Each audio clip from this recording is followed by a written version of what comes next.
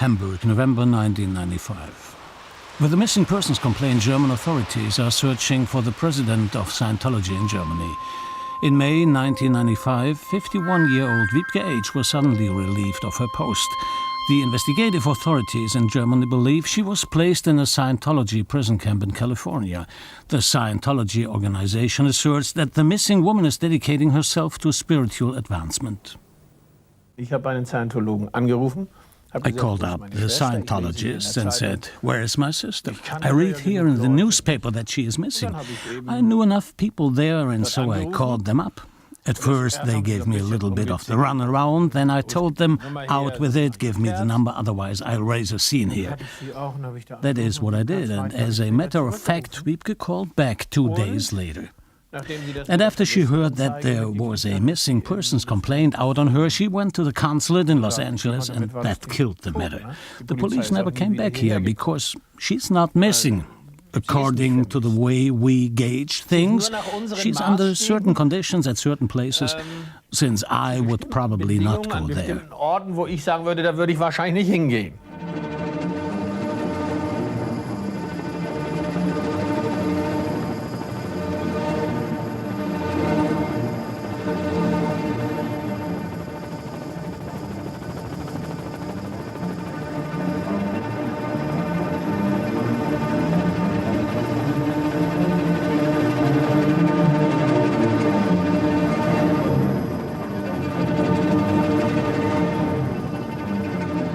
Also wenn Wiebke was nicht will. So when Wiebke doesn't want to do something, then nobody in the world can get her to do it. So she would have left this camp too, and she would also have been in the position here in Hamburg as well as in LA to find a way out.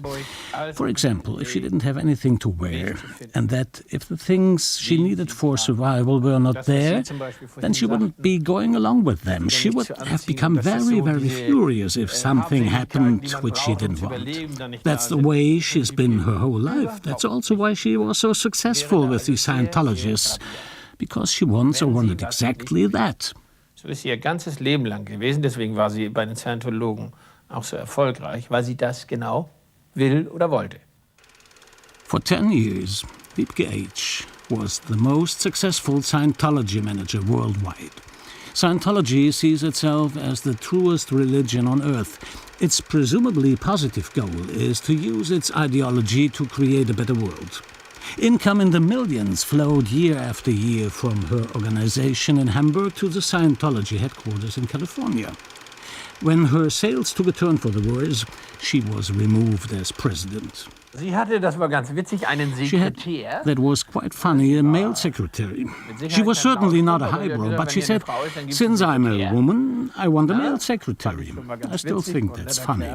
He was a nice guy. In principle, Wiebke ran the whole organization. That means she was the one who asked, what's happening here, what's happening with the courses, how are acquisitions made, how is the inner organization. Later, Scientology said that she had lied. I don't believe that. I simply do not believe that. Das glaube ich nicht. Das glaube ich schlichtweg nicht. Change of location. December 5th, 1998. Clearwater, Florida, the Mecca of Scientology. In past years, 9 Scientologists have died here under mysterious circumstances. Among them, 36-year-old Lisa McPherson. Charges have been brought against Scientology in her gruesome death. On the 3rd anniversary of her death, relatives of the victim and former Scientologists gathered. We have scheduled a meeting with the former members. Among them, they have years of experience in the Scientology prison camps, such as where Wiebke H. is said to have spent some time. One of them is Gerry Armstrong. He was coordinator in the Scientology Intelligence Service and a confidant of Hubbard, the organization's founder. But even he fell from grace. He spent 2.5 years in the camps. I was the founding father of the Clearwater RPF. The first prisoner? I was the first prisoner. The first prisoner? And people really are prisoners. Scientology will say that people go voluntary. Absolutely not. To me, it was I was so devastated I couldn't eat for the first 36 hours. It was as if my whole life had been stripped from me, because I knew, having been on the ship with Hubbard, I knew what the RPF meant. He received this in writing, as shown by this document. Hubbard had charged him with 3 offenses: disobeying an order, neglect of duty, and poor work performance. Scientology has its own panel system with prosecutors, judges, and the accompanying prison camps. Of course, Scientology does not call them prison camps. They call it the Rehabilitation Project Force, RPF for short. These camps in the USA and Europe are run exclusively for people who don't fit into the elitist Sea Org. Hubbard determined the personal restrictions and penalties for them by 1974. The prison laborers are re-educated and made tractable by hard labor, compulsory hypnosis and brainwashing. All according to the slogan, "The RPF is what we make it. The RPF is where we make it." Scientology sells the RPF to its thousands of Sea Org members as their last chance to stay in the elite unit. By order, the camp inmates have no liberties, they are isolated and may not speak to anybody. Jesse Prince, formerly the second-ranking man in the Scientology management team. Even he was put away in the notorious Happy Valley prison camp for refusal to obey orders. That is also where Wiebke is presumed to be. It was horrible. In Happy Valley, where I left, when I first went there, I literally slept on a wooden floor with rattlesnakes, scorpions, black widows, you name it, running rampant in a shack. That is Stacy Brooks. She was a member of management of the Scientology Secret Service, and I was a puppet for over 15 years, she said. You know, you really honestly believe when you're a Scientologist that it is the only route to happiness. And that if you leave it, you have no hope of ever being happy. I mean, you honestly believe that when you're in there. And I don't know how they're able to accomplish that belief. All I can do is describe it. You know, Von agreed to go back to the RPF because he truly believed that it was very important for him to continue to be a Scientologist. This was the only way that they would allow him to continue to be a Scientologist. And so, you know, people submit to the most degrading, abusive, terrifying experiences that you can imagine for the sake of this elusive and delusional idea.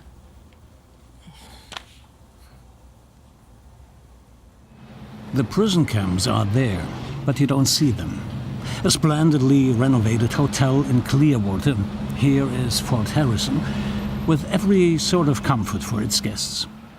In Los Angeles, a former hospital done over completely in blue. Near there or under there in garages or in basements are the reformatories for the misfits. Outside of the big cities, on the edge of the desert, 2 hours drive from Los Angeles is Happy Valley, the prison camp for the elite. The reason is to further his control and domination of Scientologists and Sea Org members. Scientology exerts incredible control over its people, right from the beginning. As soon as you enter the door of Scientology, they seek to control more and more and more of your life. And the RPF is like the ultimate control because you are completely dominated by the organization and by the RPF rules. They're incredibly restrictive. You had no newspapers, no magazines, no radio, really no contact. You were not allowed to speak to anyone else unless spoken to. You ate after the rest of the crew, and you ate whatever was left after the rest of the crew was fed. You had to run everywhere, including running on this ship. Clearwater, Florida, in August 1998. We succeeded for the first time in filming a group of Scientology's RPF prison camp laborers. They were renovating the Scientology-operated Fort Harrison Hotel. Even old women are exploited for this work, where it is 110 degrees in the shade. Their daily wage, $1.20. Change of location at the center in Copenhagen, another hotel. This time it's the Scientology Nordland Hotel, again with an integrated prison camp. Who would be surprised that they don't want us here? We have made an appointment with the Danish woman Susanne Schernekau. Almost 2 years of her life was spent here behind this facade. The organization's buildings are all over Copenhagen. All are being renovated in order to bring Scientology's customers in at a fast pace. There is much work that needs to be done. As was the case with Wiebke H., Susanne was also accused of financial manipulation. My offense, according to Scientology, was financial fraud, and that I had behaved very badly. For example, in Munich, I had gone with a normal person to eat. Because I was married, that was not okay.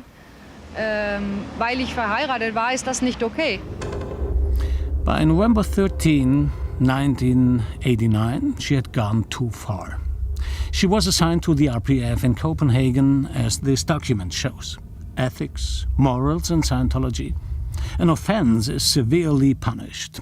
Scientology's ethics are synonymous with total obedience, suppression, and forced re-education. That is where people end up who make mistakes. Forced laborers are produced according to need, sometimes more, sometimes less. For instance, in Copenhagen there was a building which was a total wreck, and we cleaned it from top to bottom, cleaned all the pigeons off the window ledges, rats and mice and so forth. We began to paint, carpet, renovate, everything. Malen, tapezieren, renovieren, alles.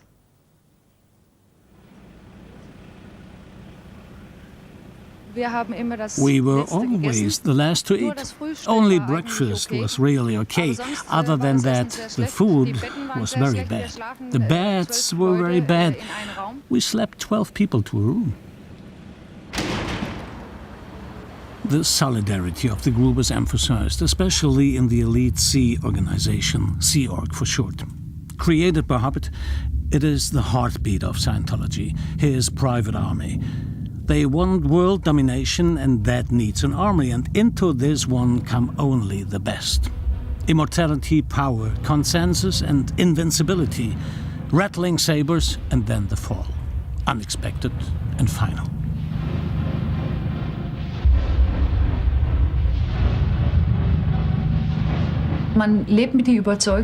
You live with the conviction that you already have everything under control, and when that does not happen, you realize that you do not have everything under control.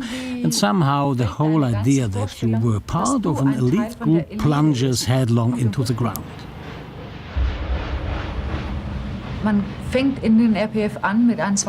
You begin the RPF with a black armband. Then, if your ethics go well, you get a white armband. The difference is, with a black armband and as a married person in the Sea Org, you may not see your husband. You may not speak to him if he does not speak with you. With the white armband, you may spend 3 hours per week together with your second dynamic. That means your family, your husband, and possibly children. You may still not speak with your husband unless he speaks to you. Then you get more. That means that you can earn a gold armband. Dann kannst du noch mehr werden. Das heißt, with a gold armband, you may spend 1 night a week with your family. Und mit einem goldenen Armband darfst du eine Nacht pro Woche bei deiner Familie übernachten. You can picture the structure of the RPF as Susanne drew it up in the camp and learned by heart. Chief of the group, but a co-prisoner at the same time as the bosun.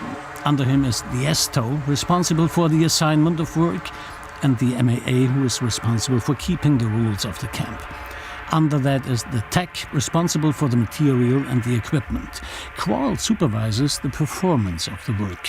The rank and file form the individual sections A, B, and C. Work groups have up to 10 people. These are assigned to the actual renovation work, as is the case here in Clearwater. The control of each other is omnipresent and perfect. None can escape it.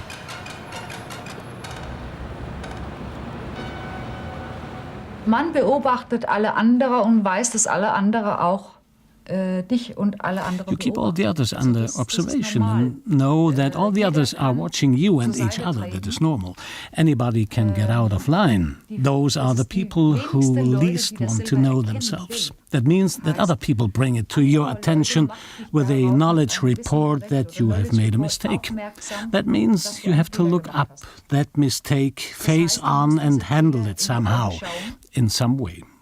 And then show the group that you have made up for it. Und dann zeigen, die Gruppe zeigen, dass du wieder gut drauf bist. Ne? Those are the knowledge reports with which one shows his true loyalty. Everybody watches everybody else, everybody betrays everybody else and puts this down on paper. Here Susanne turns in another work group to their superiors. The smallest necessity in the RPF camp must be asked for in writing. Susanne requested, I have only one work suit and no cap. Without a complete uniform, I am breaking the regulations, and I have to wash my clothes urgently. Request denied. Instructions? Wash your work cloth at night and hang them in the boiler room so that they will be dry in the morning.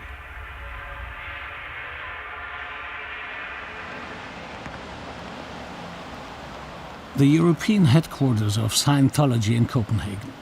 Thousands of adherents stream year after year into this building in order to get closer to immortality by taking courses. We wanted to check out Susanne's statements. Together with her, we met there with the press spokeswoman of Scientology in Europe. She said she was ready to give information about the rehabilitation camp system. For her, it was a unique chance to ethically get back into shape. Well, there is a program that is allowed for a person who made some serious blunder in the church. It's a person that is offered the possibility, what it is, contrary to what she's saying, I'm sure, is when a person makes a serious mistakes, she's given, normally in any other area, she would be kicked out or fired from a group for the mistake they made. We offer the possibility to the person to do the rehabilitation project force, where the person learns how to learns what he did exactly that was wrong. He is given some technology where he can avoid making the same mistake again, and he works 5 hours a day. He studies 5 hours a day, and then he works in doing different projects. No, I don't hate these people. I don't hate these people. What are your feelings? My feeling doesn't matter on this thing. As I said earlier, they yap, and that's all. It's like just annoying, and it's just annoying because they do not say the truth of what Scientology is. They're upset about whatever. Okay, when you're upset, you might say things that are a bit overboard, but it does not matter really to us because we will be continuing to be there, and no matter what they say and what they yap, there are thousands of people coming in and wanting to know what Scientology is, and life goes on. It carries on. Their lives go on. Not only tomorrow and the next day, but for billions of years. The Sea Org members sign a work contract accordingly. Therefore, I contract myself to the Sea Organization for the next billion years. And that's for $130 a month, as former members tell us.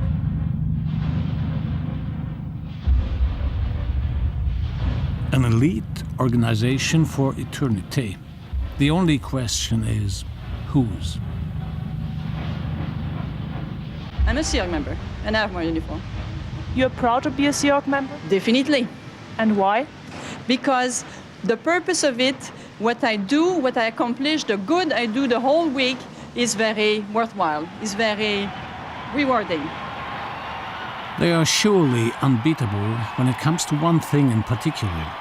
Delusions of grandeur and fondness for theatrical drama and fine-tuned propaganda. In the center of the power rush is the current leader, David Miscavige. Since 1986, he has been the successor of L. Ron Hubbard.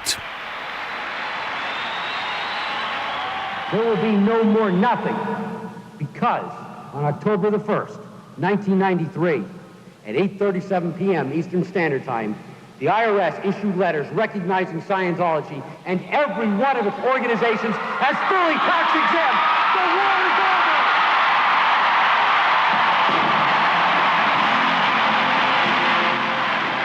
He's actually quite a short person himself, and he's very paranoid because I believe of what he does, that he feels that someone's gonna hurt him, so he has to hurt them first. Welcome to church.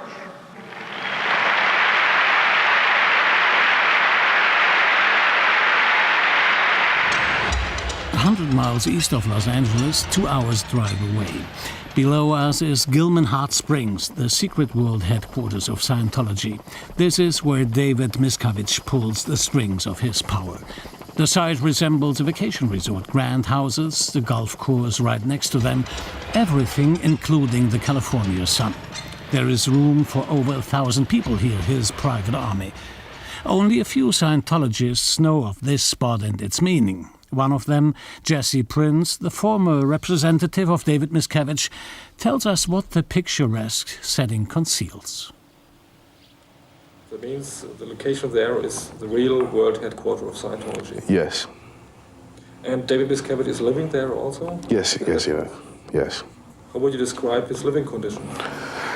Very elaborate, very lavish that I've seen, you know, and you see that some of the buildings that they have are actually quite nice. They look quite nice. Some of the properties are quite nice. Very luxurious, as a matter of fact, is a good word. Reason being is they have zero cost for labor. It's simply material costs because they have their slave camp, they have their slave laborers that work night and day, and then even when the slave laborers can't keep up with it, there's a day, Saturday, where every person at Gillman Hot Springs, no matter what position you're in, goes and does the labor just like the slaves does all day doing renovations. So in that wise, you know, if you have no labor costs and just materials, you can accomplish quite a bit.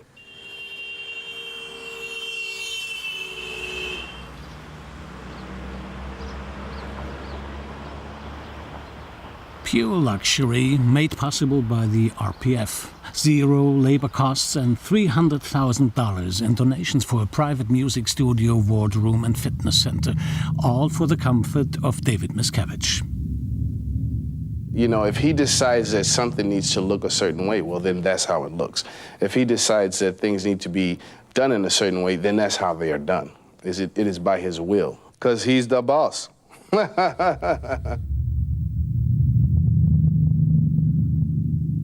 The magnificent villa behind the wrought iron fans, a lifestyle which includes a swimming pool, guest house, tennis courts and private movie theater. Luxury in a high-security area.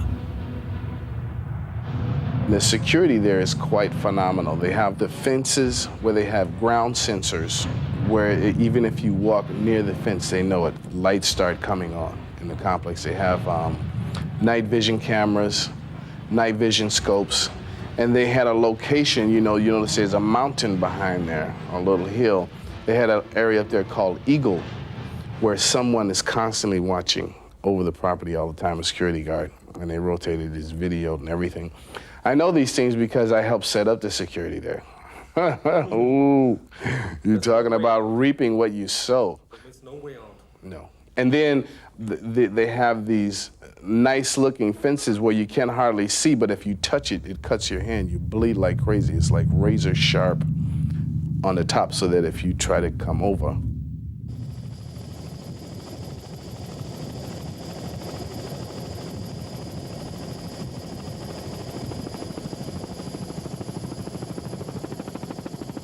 the international management of Scientology, that is the area, CSI, Church of Scientology International, which operates and micromanages all of its other corporations, such as Flag Service Organization here in Clearwater, where we are, is micromanaged from the CSI Corporation at Gillman Hot Springs.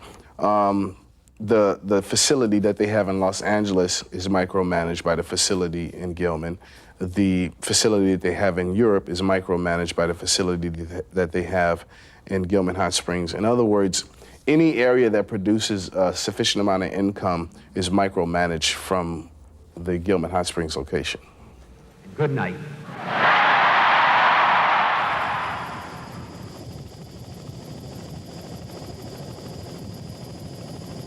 I was put in RPF. It was in Happy Valley, just down the road from Gillman Hot Springs, their Golden Arrow location on the Indian reservation. Yeah, you pass through the Suburban Indian Reservation. Who assigned you to the RPF? David Miscavige. David Miscavige. At Gold? Yes. For what reason? You put you to the prison? Because I wouldn't go along with his plan to get rid of Pat and Annie Broeker. And I refused to do it. I refused to be a part of it. I refused to have anything to do with it. So he said, okay, I'm gonna have to get you too. They woke me up at 5 o'clock in the morning. You know, they love this element of surprise. And by the time I had come to the room, they had already gotten Vicky Azaran, who was supposed to be, quote unquote, the #1 person in all of Scientology. And she was sitting in the corner crying and shaking miserably because they, you know, all of these men had screamed at her, pushed her around, and she was very afraid. And then I came in the room and he says, well, it's over now. You had a chance, you made the wrong choice, and you're going to the RPF. And he told me, you call me sir. I'll never forget it. And I looked at him, I was sitting across the desk. He said, say it, say it, say it. And I got up and I said, fuck you. And I walked out of the room, at which point people tried to grab me, but I had karate training and I knocked them together and they backed off, at which point I ran to my room and got a rifle. A semi-automatic rifle that I had gotten from L. Ron Hubbard, because everyone had rifles, semi-automatic, fully automatic rifles, and a .45, and I came back and I said, what do you want to do now?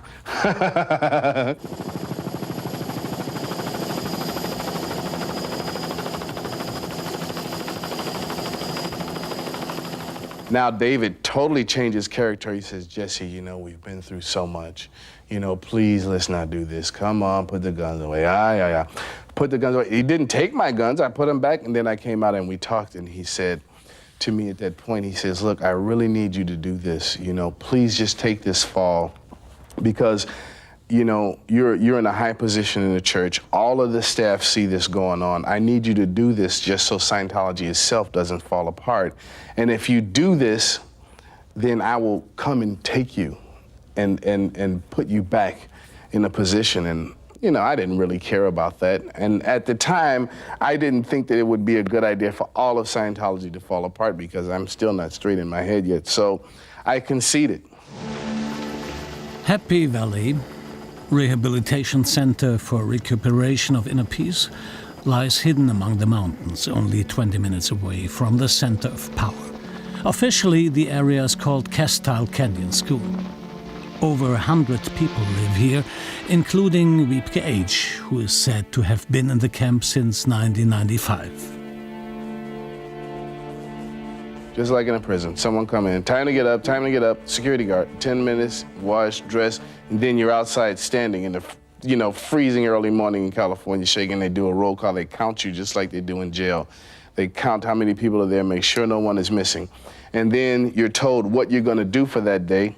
You eat a meal for 20 minutes, and then you're working. In the near vicinity of the company's private golf course and the football field in Gillman Hot Springs is another attraction in the Scientology program, a circular spot. In the middle is a palm tree. That's not meant for harmless games. That spot is for running. Today clockwise and tomorrow counterclockwise around. The newest addition is said to be a water sprinkling system for overheated souls. He put a big maypole in the Gillman Hot Spring location, and people had to run around it all day. And it was a punishment for people who he thought had suddenly become PDH. And you do it from the moment you wake up until you go to sleep. You just run around the pole day and night for weeks on end. 12 hours a day. Around that pole? Yeah. Until you realized that you had been faulty in your thinking and were ready to think straight again and be a proper Scientologist. Is that how it worked for Wiebke H.? Did she also spend days on this spot? Wiebke H., the successful manager, What became of her?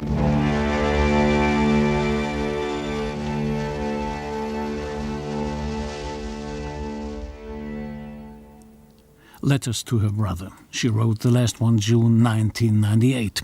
Her brother showed them to us as a sign that she was still alive. She said things were going splendidly with her and she was having a lot of fun. The lines she wrote give the impression that everything is okay. Supposedly nothing is happening with his older sister, which he needs to be concerned about. Where is she exactly, and is she doing well? Einerseits. On the one side, I know that she has done this voluntarily and on her own. On the other side, of course, it is clear to me that her thought is being manipulated. What is the extent of freedom? Where is the part where I can say with certainty that she wants things that way? I have to leave that up to her if I accept her as an equal. On the other hand, one asks, if she is manipulated, what happened when she spent 3 years in this rehabilitation center? Are the trouble and the effort which she has taken upon herself worthwhile? What happens when a monk goes into a cloister and talks with nobody for 3 months? If one goes to a hermitage, what happens then? Must we permit that? Is it only unpleasant because she's my sister and it happened to us in the middle of Hamburg?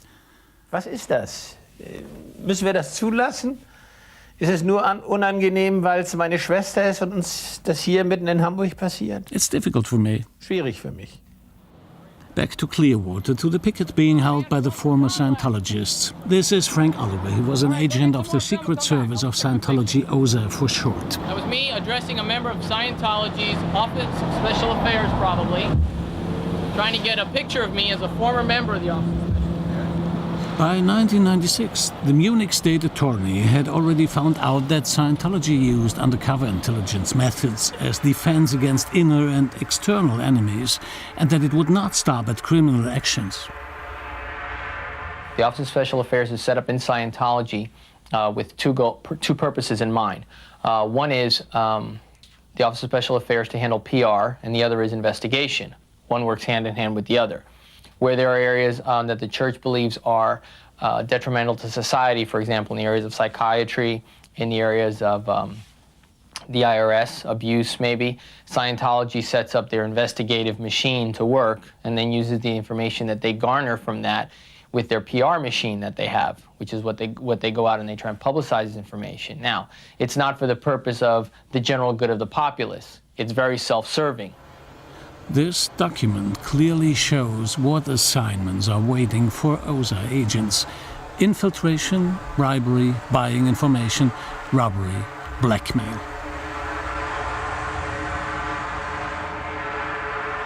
The investigations person, you hardly ever see them. They're the ones in the shadows finding out the dirt on everyone and everything. Critics, and bringing that to the PR so the PR can use it to make Scientology look good and to make them look, the other person look bad. Right. So that's how it works. They work with each other. OSA is also involved in monitoring telephones. We have a list of telephone numbers called from a public telephone booth in Miami. The assignment was to observe these booths in order to investigate the callers. They had so many projects going on at the time that my main purpose for being there was to be in the CAN unit, but they would pull me out of that room and put me on other related projects to, move them along a little bit. I remember sitting in a room and having to go through a printout of someone's phone bill and find out who all the phone numbers belong to. I don't know how I got a copy of someone's private phone bill. Perhaps by burglary? A training document for Scientology agents, which was confiscated by the FBI, shows that the organization will not stop at burglary. Along with exact descriptions how to break through door locks and even safes is covered. Pull your prepared metal strip from the lower end of the door to the strike plate of the lock and the door pops open. If you have problems inserting it, use your foot to hold the door open a crack.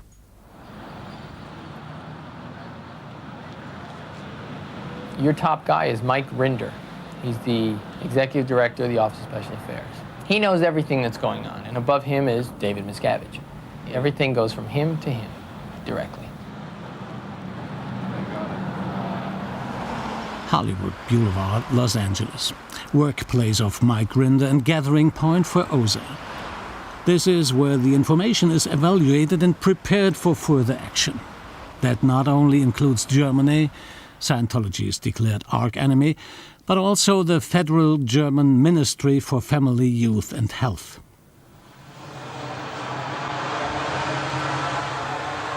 The method of operation against the enemy and the goal of the OSA agents is that one learns all his plans for the future and uses the material gathered either to bring him to court or to discredit him so that no one longer believes his statements. OSA is his, that's his number one thing right now. That's what he has to have in place. If not, Scientology would have been gone long ago. So OSA keeps Scientology alive? Absolutely. You are blocking us, you are harassing us. You are not allowed to block us, you know? They have refused to You're leave. blocking us. Nobody is blocking you. You're blocking us. Fine! I'm placing you under citizen's arrest right now. OSA in action. We wanted to go to Happy Valley to see Wiebke. However, our drive was stopped short by a roadblock. We were held up for over 2 hours on the open road, scolded, yelled at, threatened. There was no way out. What or whom were they concealing there? Many questions remain unanswered. You're asked to do things that are illegal. You're asked to do criminal things, in your position. And then pretty soon, you're doing it, everyone else is doing it. It's like part of the job. If you want to be in this position, then you have to start doing these types of criminal activities. And since everyone does it, now everyone is culpable. So everybody keeps quiet about it. No one talks about it. As I said earlier, the people, the hierarchy of Scientology does not practice Scientology as it is written in some of those bulletins. The entire organization at the top of Scientology is completely corrupt. They find it laughable that people lower down in Scientology believe all this stuff. I never wanted to be like the others. I always wanted to be different. Then I met people here who wanted to be the best of the world. They wanted to help other people.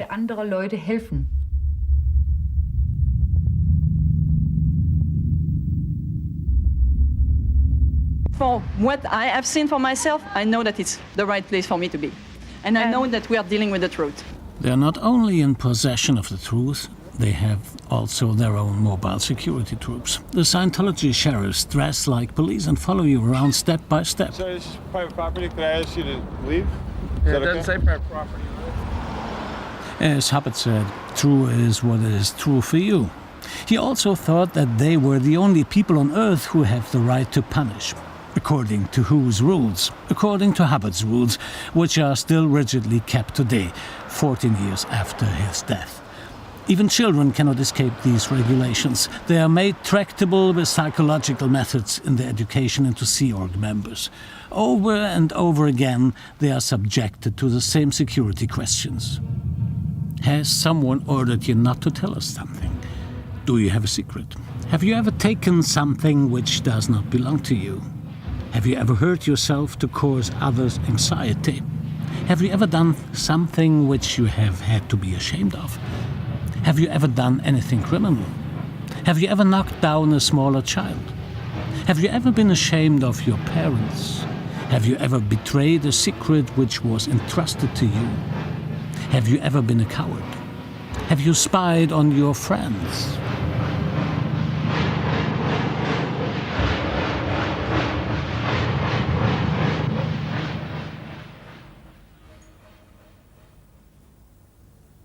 Correct answers mean happy faces. But the fun stops for these children with failure and disobedience. By 1976, on instructions from Hubbard, the first children's RPF was established in Los Angeles. No time off for play, but a children's prison camp with absolute obedience as its goal. One of the reasons for the camp for children was stated in this document. Make it clear to the children that any form of vandalism, theft and any other crime committed by a child will be punished by the RPF under aggravated conditions. I knew that rather than Scientology being the answer and healing people and giving them greater abilities and making them better humans, it was completely abusive and had no other purpose than to dominate and control people and make buckets of money.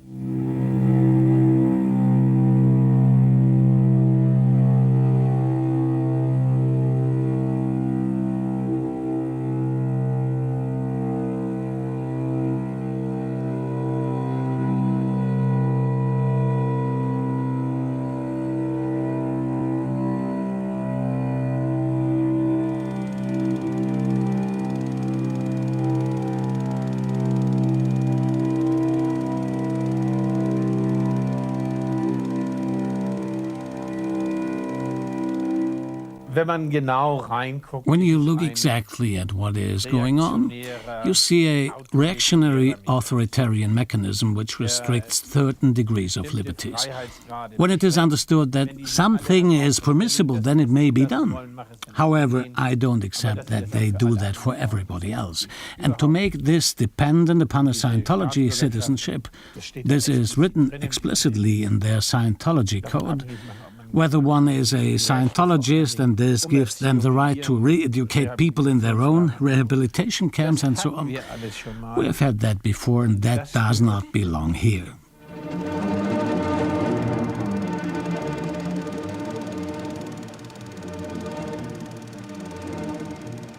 The question I've asked many times over, because of course I've got calls from a lot of people telling me my sister is doing quite poorly now and she has to work hard there.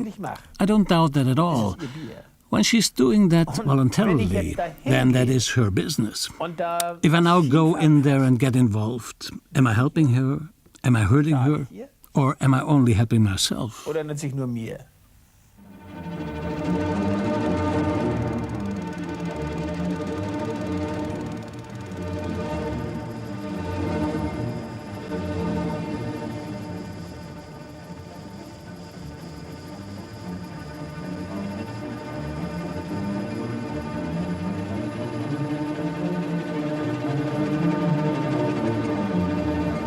4 months later, February 1999, Jochen Körner flew to Los Angeles to see his sister Wiebke again after almost 4 years. They met at a small restaurant in Hollywood. Later they went for a walk along the beach. That evening she rode with her Scientology bus back to the world headquarters in Gillman Hot Springs. Now she's a producer there for Scientology recruitment films.